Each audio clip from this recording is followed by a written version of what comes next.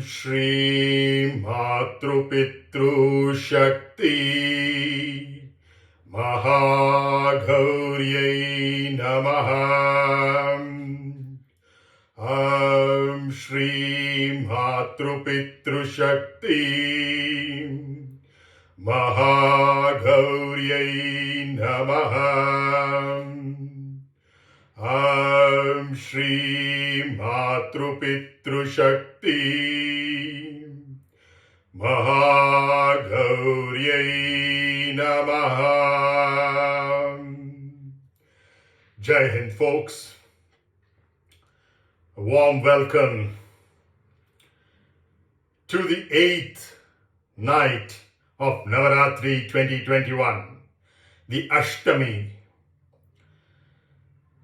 After Mahalya Amavasya, we have taken a wonderful trip of our kundalini Shakti, which essentially means our energy body, all the way from the Mūladhara chakra, transforming ourselves into various energetic forms. We have been able to get out of the Brahmaranda, etc. yesterday. The Brahmarandra or the Sahasrara chakra was the interface between the physical and the metaphysical. And tonight and tomorrow night, before the wonderful celebration of Vijayadashmi, day after tomorrow, during the day, we will be having an out-of-the-body experience. And this is entirely in our energetic body of the prana and the Atman or Brahman. This is very, very significant that we have put aside our body, which is physical and therefore bounded, the mind, which is also kind of pseudo-physical, subtle, but still having a boundary, a larger boundary, and the intellect, an even bigger boundary, but still finite. So when these three get together like this in the prana mudra, what is left is the pure prana alone in combo with the Brahman. It is even further purified. But as I showed you, it is not the prana mudra that I was demonstrating over here, but the mudra that we started off yesterday. I didn't mention, but many of you would have noticed that this is the mudra I used, not the chin mudra which I used at the Mūladhara Swadhisthana Manipura, nor the Chinmaya mudra which I used at the Anahata, Vishuddhi and Ajna chakras, but from the Sahasrara onwards to the mātru-pitru tonight and to the Guru Gayatri tomorrow night, we use the Adi mudra, where the intellect goes in to be encompassed by the other four dimensions of who we are. Because the last that we were eventually dealing with was the intellectual aspects, and therefore we were sattvic in nature at the Anahata, Vishuddhi and Ajna as Kushmanda, Skandamata and Katyayani. So there we use the Chinmaya mudra, and then once we are into the intellectual realm and to transcend that, we come into the Adi mudra. Adi means that which is without a beginning. So ancient, so long ago, long ago, that nobody knows how long ago. That's the Adi mudra which helps us, and you would have seen me making certain movements which are essentially scribbling the infinity loop over here. The infinity loop on one side represents our ancestry, which is basically at the back half, and the front side, which represents our future in terms of our descendants. And whether it is descendants or ancestors, we are not only talking about our biological parents, grandparents, great-grandparents, children, grandchildren, and great-grandchildren, but anybody and everybody that we have met and who has benefited from us. In any sense, a benefit could be a negative benefit too, by the way. And these are not restricted to human beings alone either. It includes all that we have evolved from in the back half of the infinity, that is minus infinity to zero, and what we may evolve into, which might be even better than the Homo sapiens for all you know. I'm not saying it will happen, but who knows? But whatever it is, it's all taken into account. Every species, including but not restricted to the Homo sapiens. And to celebrate that, we take on a form which is something born out of our Ardhanarishwara Tattva at the Sahasrara. Now we have climbed up to the mātru-pitru cakrā, and at the mātru-pitru cakrā we are mahā-gauri, the great fair one, fair in all senses. Well, many people think in this fair and lovely generation that fairness is white alone. Well, the color has some significance. It's another singularity like black. Yesterday we saw that black body of Nava-rātri, the energetic form that we had, not a physical body but an energetic body, represented a black hole which can absorb anything and everything into it and can radiate magnificently its own energy. But now we are in an opposite singularity of white, which doesn't accept anything. It renounces everything. You know how we see white color, right? This shirt is white. Why? Because whatever light comes to it, it just reflects back, throws it away. Just renunciation, sannyasa. Whereas here, we were in an all-inclusive state of Nava-rātri. Everything was accepted and one's own energy was radiated. Now we have taken an evolved form of mahā-gauri, where we are reflecting everything, not taking anything from outside, just reflecting it back. Whatever you give, you get back. And that is essentially the law of equal and opposite reactions to every action, word and thought. And that's the law of karma. And this karmic connection is what we have with our ancestors and are propagating it further with our descendants. And this karmic connection that is continually evolving, we are at its center in the terms of time, which we have already transcended, by the way, at present. So the past lives in the memory, the future lives in the imagination, but it's all connected. So in other words, we are jam-packing all that happened and transpired from minus infinity in time to plus infinity into just a single point. There's no time, remember. But we have the past inheritances nonetheless, and we have the future, whatever we are going to deliver.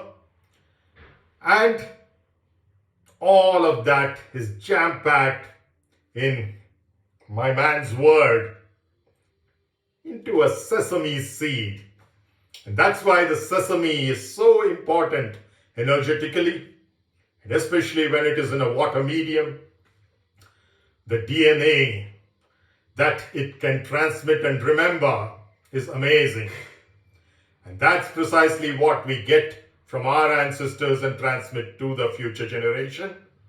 And that DNA is not just a physical DNA in terms of what we are transferring biologically or got transferred into biologically from our descendants and ancestors respectively,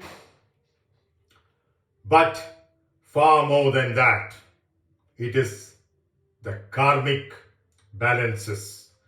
Because every transaction that we have, big or small, biological or non-biological, they all involve karma of all the persons involved in that transaction. And that's what mahā-gauri presides over. And it's not a she, it is a we.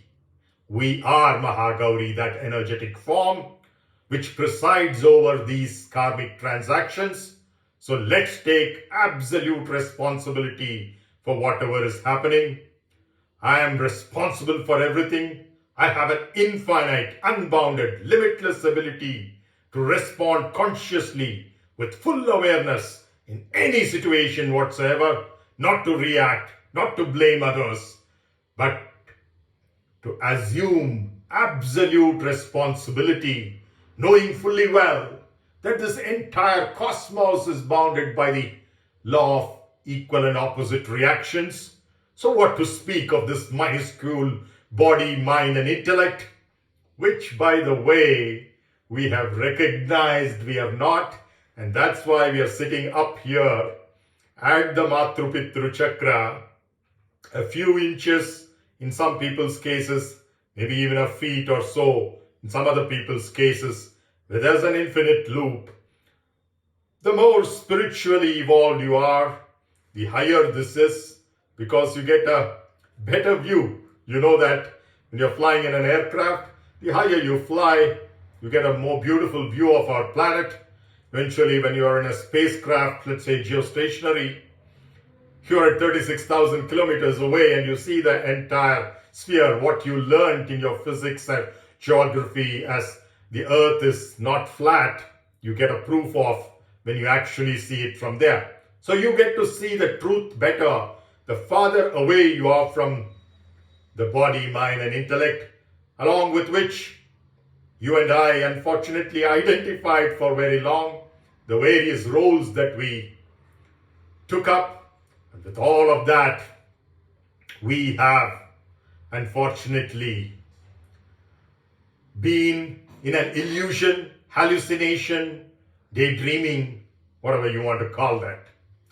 And now is the time to get off that as mahā-gauri, again with four hands, again with Varada Abhaya Mudras, to redeem fears, make everybody else fearless just like us, who are still identified with body, mind, intellect and therefore operating from the lower chakras. We, from our point of view, have already included them within us as part of us in a total embrace of involvement. But they still don't consider us as part of them or themselves as part of us. They consider themselves distinct because they are still seeing themselves as body, mind and intellect. So they have all of these qualities like the k squared lm cube that we talked about, and which leads to a few sidekicks like fear. So we show the fearless mudra of Abhaya and the Varada, the boon as well, and we essentially, in both cases, we are blessing. That's only half the hands, one pair. The other pair holds a trishul and a dhamru. We as a wife have learned the tricks of all wives, haven't we? To take what belongs to our husbands and consider it ours. Yes, the Trishul and the Damru were originally Shivas. We joined Shiva here as Ardhanarishwara with our energetic bodies, and then grabbed his Trishul and Damru and went up here to have a nice look. Well, he doesn't need it. He's in meditation. He neither needs the Damru to create the sounds which create A, U, and A, I, E, U, and K, K, G, G, N, etc. The entire alphabet and all the sounds that originate from it. That's the Damru. Dum, dum, dum, dum, dum, dum, dum, dum, dum. And the Trishul, whose three prongs represent, just as what is illustrated in the Mandukya Upanishad, the waking state, dream state, and deep sleep state, all of which are bounded at the bottom into a single rod. And you see my Trishul over here, probably ulta, because it appears fine for me when I see it. For you, it appears topsy-turvy. But nonetheless, one of the prongs here represents our waking state, Jagruta. And the middle one represents our dream state, Swapna. And the last one here represents our deep sleep state, which is dreamless, of Sushupta. And you see, all these three by themselves, they would have fallen apart as three separate pieces, but they're all joined at the root and become a single rod. And that is the Turiya, the beyond state, which actually exists in the waking dream and deep sleep as well, just that we are not aware fully.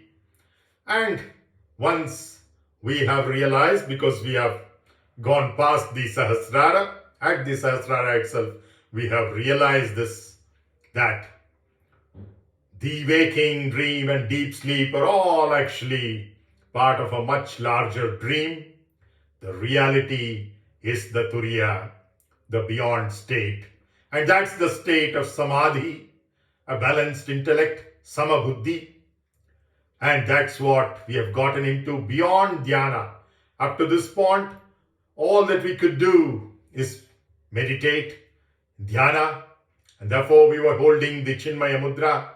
Once we came to the Sahasrara, we are beyond dhyana. You know, the Patanjali Maharishi Ashtanga Yoga.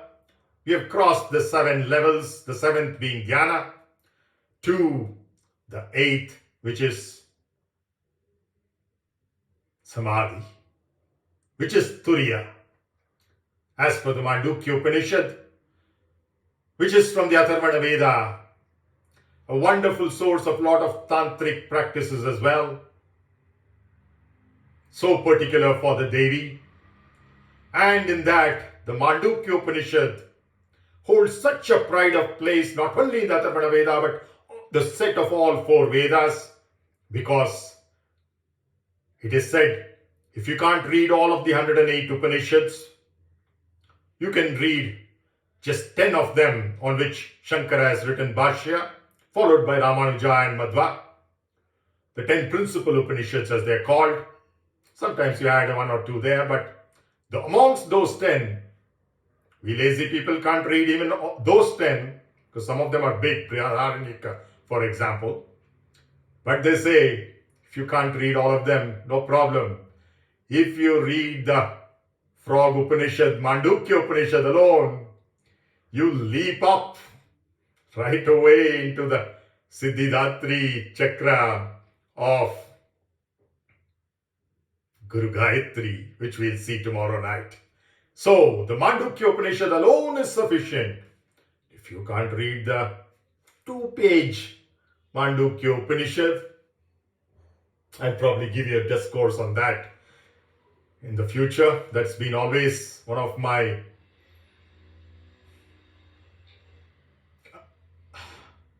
probably closest to the heart dreams, because once into the Mandukya Upanishad, I don't need to do this traversal stop by stop, night after night.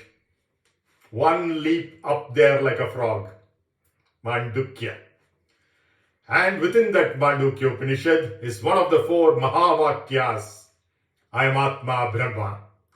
To say that this Atman is Brahman, Atma equal to Brahma, by which we mean not the creator Brahma, the husband of Saraswati that we talked about already at the Vishuddhi, but Brahman, which is the ultimate truth, the one and only ultimate truth. And that's something we already are. I am Atma Brahma. So this is the wonderful way in which we have used these 8 nights, the first 8 nights of the Nava-rātri, all set to become Siddhidatri soon. But recollect that we now have the Varada Bhaya Mudra, we also have the Trishul and the Dhamru. And therefore, we are expressing our Shiva Tattva as mahā-gauri. And not only the pickpocketing didn't stop with the Trishul and the Dhamru. My lady mahā-gauri, the energetic body that I am, I decided to steal his vehicle, his car as well. Yes, Nandi the bull. You see him in all the glory. And that Nandi is the vehicle of mahā-gauri. Yes, she's back to what she started off with as Shailaputri. Then too she had a Nandi. And now at the 8th level she has a Nandi. In between, she got off the Nandi when she transformed herself from Shailaputri to Brahmacharini. And then she mounted a lion with a maximum number of hands as well. I call it a lion, tiger, eagle, but essentially a wild animal capable of war.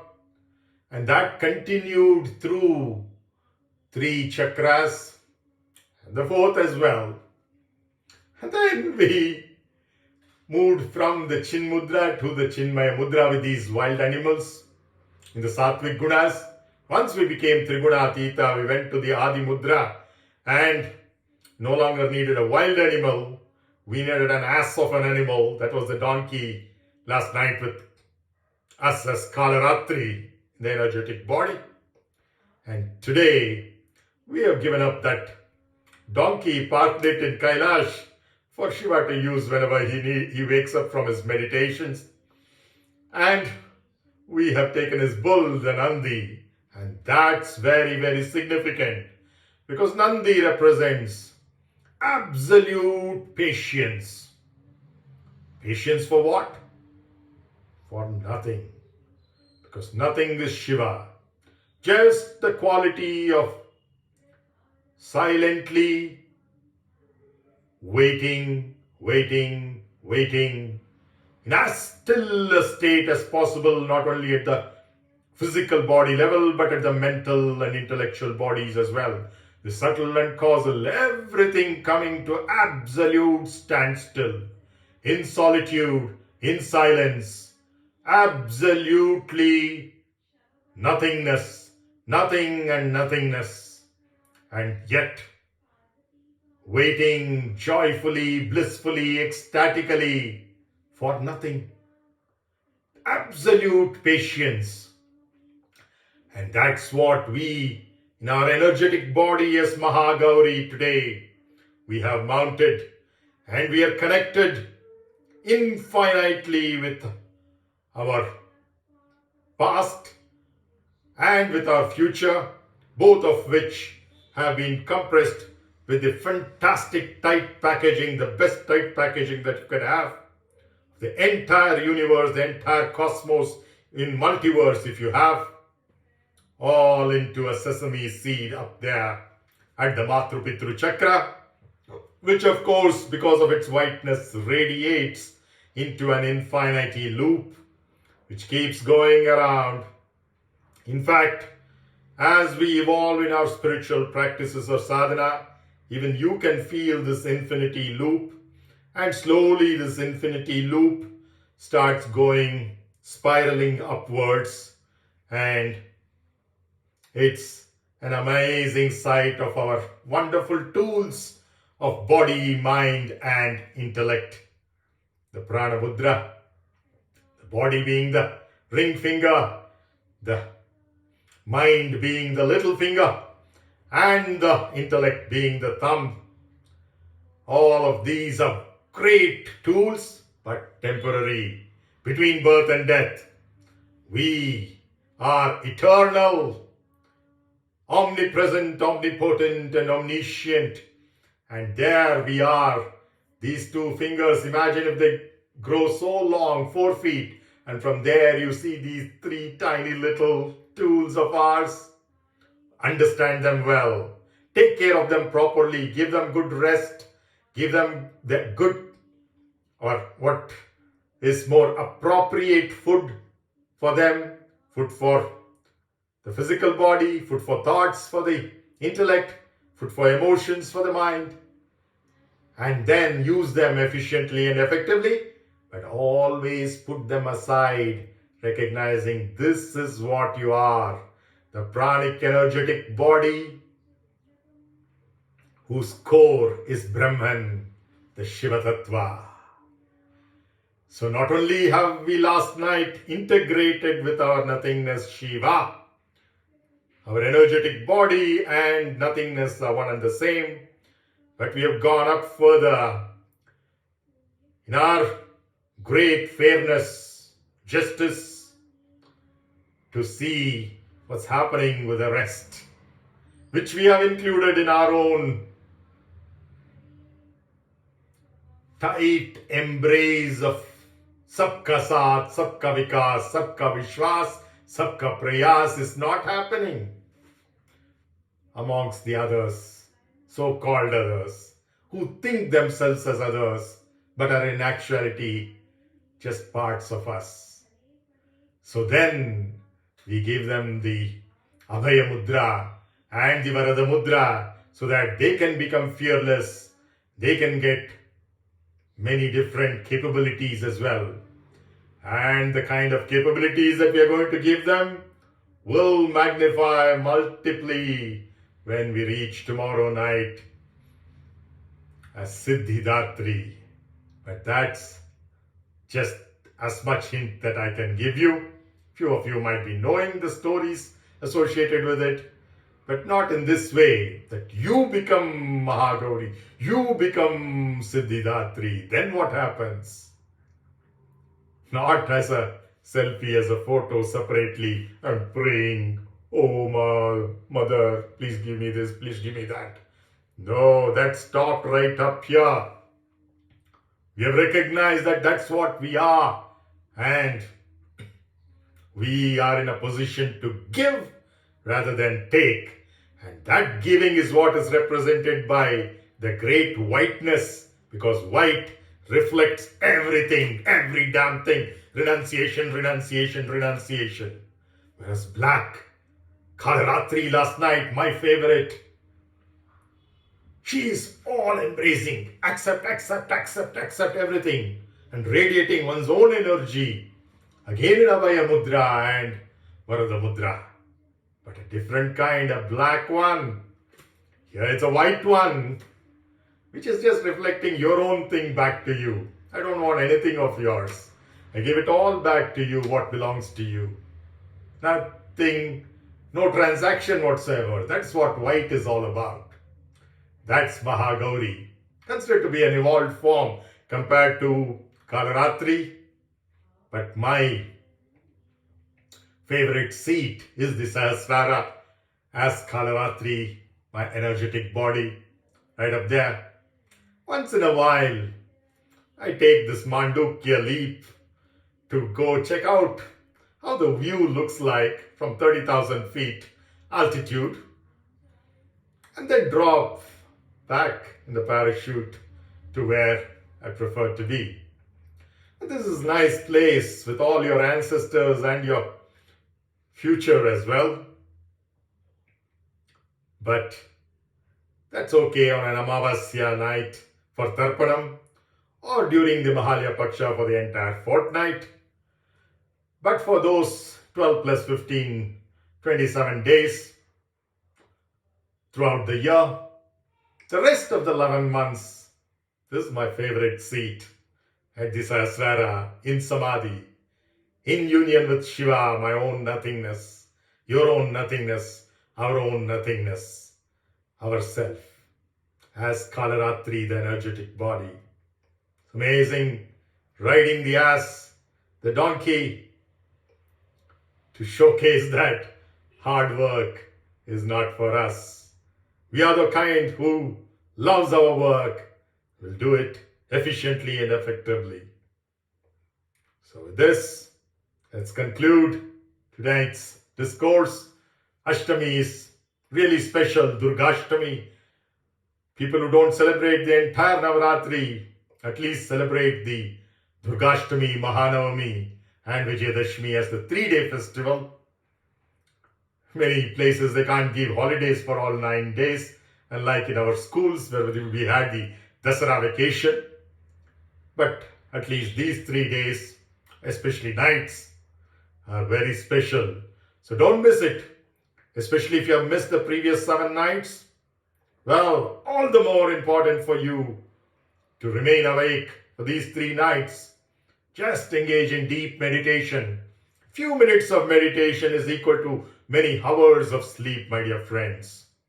Gives you so much of restfulness, relaxation, and that too in full awareness, unlike deep sleep. So enjoy. Once again, mātru-pitru shakti Devi mahā-gauri namaha. Shri mātru-pitru shakti Devi mahā-gauri namaha. Sarvamangala mangalye Shive sarvartha sadhike Sharanye Trambake Gauri Narayani Namostute Srishti Sthiti Vinashanam Shakti Bhute Sanatani Gunashraye Gunamaye Narayani Namostute Sharanagata Dhinartha Paritrana Parayane Sarvasyati Hare Devi Narayani Namostute Jaya Narayani Namostute Jaya Narayani Namostute Jaya Narayani Namostute Ya Devi Sarvabhuteshu Matru-rupena samsthitam Namastasyai Namastasyai Namastasyai Namo Namaha. Iti Shri Markandeya Purane Shri Devi Mahatmyam Atava Durga Saptashati Atava Chandi Pataha Narayani Stuti Pramukha Vibhagaha Sampurnam.